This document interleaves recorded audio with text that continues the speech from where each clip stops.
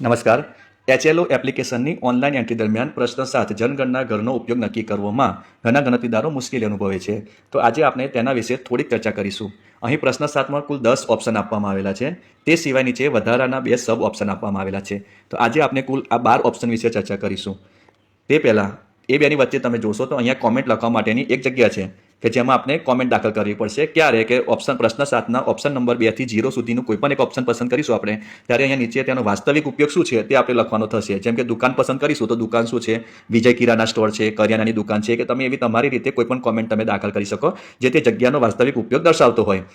કાં તો તમે અહીંયા શાળા પસંદ કરો તો 4 નંબરનો ઓપ્શન તમે પસંદ કરો તો નીચે પ્રાથમિક શાળા છે, માધ્યમિક શાળા છે, કાં તો શાળાનું નામ લખી શકો. આ પ્રમાણે તમે તમારી રીતે ડિસ્ક્રાઇબ કરી શકે તેવી કોઈ પણ કોમેન્ટ તમે નીચે તમે લખી શકો. તમે જ્યારે 1 નંબરનો ઓપ્શન પસંદ કરશો તો કોમેન્ટ લખવાની આવશે નહીં. તે સિવાય ઓપ્શન નંબર 2 થી ઓપ્શન નંબર 0 સુધીનો કોઈ પણ ઓપ્શન પસંદ કરશો ફરજિયાત તમારે કોમેન્ટ દર્શાવવાની રહેશે. અહીં જે ઓપ્શન આપેલા છે તેમાંથી ઘણા ઓપ્શન ખૂબ જ સરળ છે. જેમ કે એક રહેઠાણ, દુકાન, office, school, college, hotel, lodge, guest house, hospital, દવાખાનું, કારખાનું, વર્કશોપ, વર્કશેડ, પૂજાનું સ્થાન. આ ઓપ્શન એવા છે કે જેમાં આપણે કોઈ ચર્ચા કરવા જેવું લાગતું નથી, કે જે ગણતરીદાર ખૂબ જ સરળતાથી પસંદ કરી શકે છે. પરંતુ ઓપ્શન નંબર 2 છે રહેઠાણ સાથે અન્ય ઉપયોગ, ઓપ્શન નંબર 9 છે અન્ય બિન રહેઠાણ ઉપયોગ, ઓપ્શન નંબર 0 છે, નીચે 2 ઓપ્શન આપેલા છે. આ 5 ઓપ્શનમાં ઘણા ગણતરીદારો મુશ્કેલી અનુભવે છે. તો આજે આપણે આ 5 ઓપ્શનની આપણે ચર્ચા કરીશું. સૌપ્રથમ રહેઠાણ સાથે અન્ય ઉપયોગ. રહેઠાણ સાથે અન્ય ઉપયોગમાં એવું કોઈ ઘર કે જે ઘરની અંદર જ, અલગથી કોઈ રૂમ બનાવીને નહીં, ઘરની અંદર જ ઘરના જ કોઈ ખૂણામાં કે કોઈ જગ્યામાં જ કોઈ અન્ય પ્રવૃત્તિ કરતા હોય ત્યારે ઓપ્શન નંબર 2 પસંદ કરવું. જેમ કે ઘરની અંદર જ દરજીકામ કરતા હોય, ઘરની અંદર જ શાકભાજી વેચતા હોય, ઘરની અંદર જ અનાજ વેચતા હોય, કાં તો ઘરની અંદર જ કોઈ પ્રવૃત્તિ કરતા હોય જેમ કે દરજીકામ, લુહારી કામ, સુથારી કામ, ગળી કામ, આર્ટ એન્ડ ક્રાફ્ટની પ્રવૃત્તિ કરતા હોય, કાં તો સોની ઘરેણા કરતો હોય, હીરા કારીગર હોય, હીરા ઘસતો હોય. આમ ઘરની અંદર જ અન્ય કોઈ પ્રવૃત્તિ ચાલતી હોય ત્યારે આપણે ઓપ્શન નંબર 2 પસંદ કરવાનો રહેશે. તે સિવાય જો આપણને આપણા કાર્યક્ષેત્રમાં જો સંસ્થાકીય કુટુંબ જોવા મળે ત્યારે પણ આપણે ઓપ્શન નંબર 2 પસંદ કરવાનો રહેશે.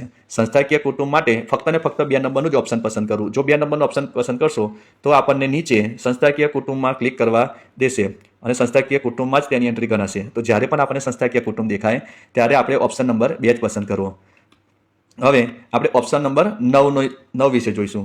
ઓપ્શન નંબર 9 એ શું છે? અન્ય બિન રહેઠાણ ઉપયોગ, કે જેમાં માનવ રહેઠાણ માટે બનાવેલું ના હોય, કાં તો દુકાન માટે બનાવેલું ના હોય. તે સિવાય કોઈ પણ ઉપયોગ માટે બનાવવા માટે બનાવેલું હોય તો આપણે તેને અન્ય બિન રહેઠાણ ઉપયોગ કહીશું.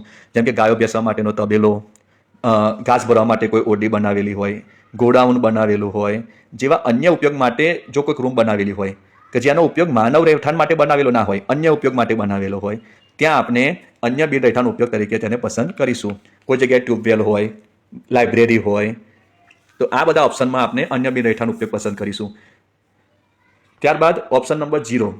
ઘણા ગણતરીદારોના ફોન મેસેજ આવે છે કે અમારા સુપરવાઇઝર દ્વારા અમને 0 નંબરનો ઓપ્શન કાં તો અમારા તાલુકામાં 0 નંબરનો ઓપ્શન પસંદ કરવા માટે ના પાડી છે, કેમ કે એ સમરીમાં દેખાતું નથી. તો નહીં, જે જગ્યાએ આપણે 0 ઓપ્શન પસંદ કરવા યોગ્ય હોય ત્યાં આપણે 0 નંબરનું જ ઓપ્શન પસંદ કરવું.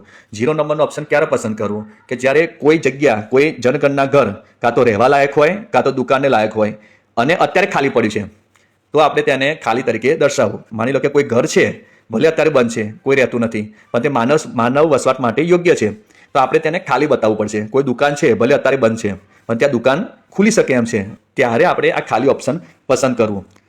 હવે નીચે એક ઓપ્શન છે તાળું છે. આ તાળું છે ઓપ્શન ક્યારે પસંદ કરવું? આપણે ઓનલાઈન એન્ટ્રી કરવા માટે નીકળ્યા, કોઈ ઘરના વ્યક્તિઓ હાલ અત્યારે ઘરે કોઈ છે નહીં, બધા બહાર ગયા છે, તો આપણે 1 નંબરનો ઓપ્શન પસંદ કરીશું રહેઠાણ. હવે એક ઘરે કોઈ છે નહીં, આપણને માહિતી આપી શકે એમ છે નહીં, તો આપણે શું કરવાનું? તે વખતે આપણે તાળું છે ઓપ્શન સિલેક્ટ કરવું અને એ એન્ટ્રી સીધી આપણને બાકી રહેશે. 34 નંબરના પ્રશ્નમાં મોબાઈલ નંબર સુધી આપણે પહોંચી જઈશું. જો આજુબાજુમાંથી તેમનો મોબાઈલ નંબર મળે તો આપણે એન્ટર કરવો. નહીંતર જ્યારે આપણે એન્ટ્રી કરતા હોઈએ ત્યારે આપણે એ ઘરની 3 વખત મુલાકાત લેવાની છે, કાં તો છેલ્લા દિવસ સુધી આપણે તેઓની આવવાની રાહ જોવાની છે અને તેઓની માહિતી મળે આપણે આ તાળું છે ઓપ્શન કાઢીને એન્ટ્રી એડિટ કરીને બાકીની માહિતી ભરવાની રહેશે. એટલે તાળું છે ઓપ્શન ફક્ત 1 નંબર માટે અને જ્યારે વ્યક્તિ ઘરે અવેલેબલ ના હોય ત્યારે આપણે તેનો ઉપયોગ કરીને આપણે આગળની એન્ટ્રીઓ કરી શકીશું. ત્યારબાદ સંસ્થાકીય કુટુંબ વિશે તો આપણે અગાઉ ચર્ચા કરી છે. અહીં આપવામાં આવેલા આ 12 મુદ્દાઓમાંથી તમને અન્ય બીજી કોઈ તકલીફ હોય તો તમે ગમે ત્યારે મારો સંપર્ક કરી શકો છો, કોમેન્ટ લખી શકો છો. હું ચોક્કસથી તેનું સમાધાન લાવવા માટે પ્રયત્ન કરીશ. આભાર.